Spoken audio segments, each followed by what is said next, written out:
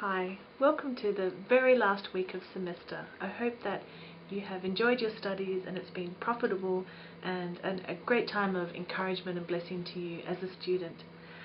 Just as we finish the semester, I just wanted to share some thoughts about the concept and idea of wisdom. Wisdom is all about practically applying knowledge. So it's about skills for daily living, and it's about empowering the community to be people who will be doers of the word and not just hearers.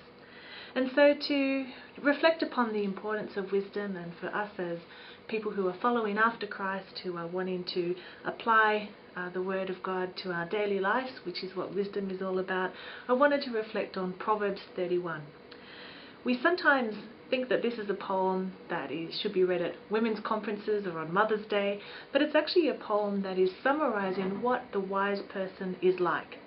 In Proverbs 1-9 we see wisdom is personified as a woman, often referred to as woman wisdom. And so here at the very conclusion of the book of Proverbs, what we get is, in a sense, another reference to wisdom personified as a woman. And so the Proverbs 31 woman is not just for women or an exemplar of a supermom or an exemplary woman, but actually an exemplary wise person. And so we see it's an acrostic poem, so it's like the A to Z of what wisdom is all about. And we see that it's structured in 3 sections. First of all, the value of a wise person. Then it itemizes the activities and the attitudes of that wise person, and then concludes in praise and the benefits of wisdom and wise people within the community for the whole of the society. So in verses 10-12 of Proverbs 31, we see that it begins, "A valiant wife who can find? Her price is far above coral." So it begins with this rhetorical question about where can you find a wise person, in this case wisdom personified as a woman. And so it's trying to sort of awaken in us a desire to find such a person, or even to be such a person. She's a treasure and perhaps just out of reach, and we should aspire to be like that person. And we see that wisdom is often compared to treasure, just as this woman is compared to treasure. So in Proverbs 3:14, "Happy is the person who finds wisdom, for her profit is better than the profit of silver, and her gain better than fine gold.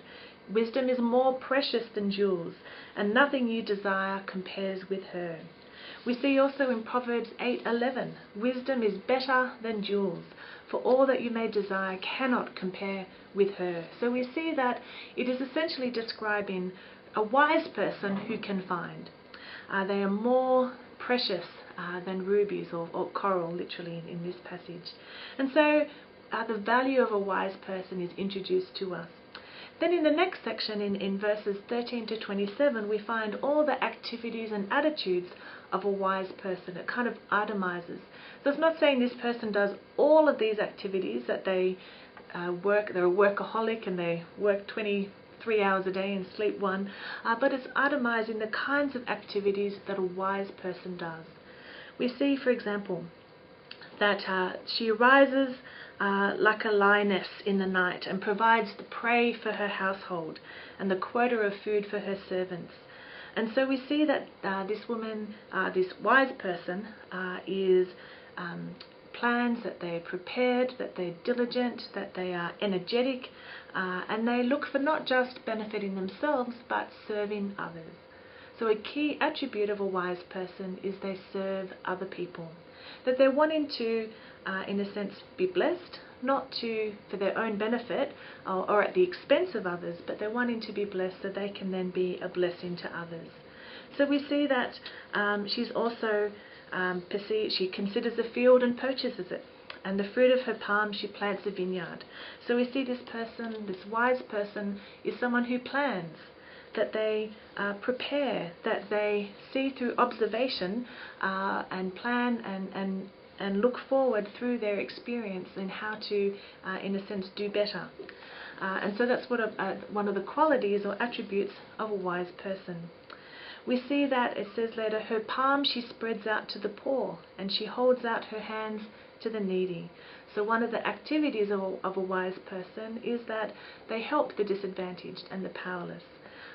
whether that's inviting them into their home or providing material aid, but it's an image of being open-handed, of being generous.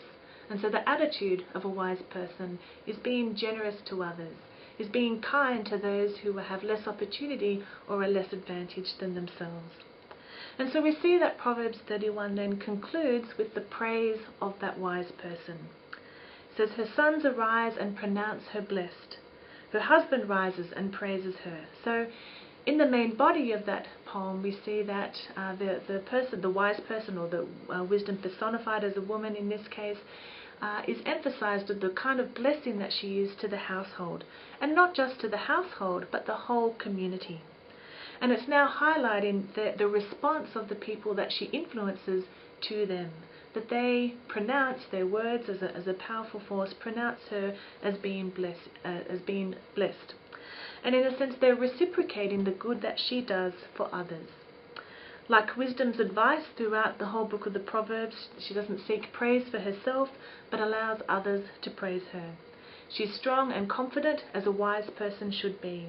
Just as she rises early in the morning, her sons now arise to give her public honour. And we see that it concludes with, extol her for the fruit of her hands, and let her works praise her in the gates. So the works of a wise person are publicly acknowledged and acclaimed. Again, not self-seeking, but acknowledging that the benefit and the fruit of wisdom and a wise person's actions benefit the community. And wisdom, of course, is exemplified by Jesus Christ, who models through his very behaviour the attitudes and the activities of what a wise person does and what a wise person says. He models that through his behaviour, the attitudes, the way that he speaks to others, the generosity of his heart, that idea of him spreading out his hands to the needy on the cross. And of course all of us as being needy people who benefit from what he's given to us. And so as we seek to follow Christ, as we seek to be people who not only study theology, study the Bible and all the different philosophical elements of a Christian worldview, we want to put this into practice. And so I hope that at the conclusion of the semester you will be reflecting and thinking about how to be a wise person, someone who's not just a hearer of the word but a doer of the word as well. Hope you have a wonderful break, and I look forward to seeing you next semester. Thanks.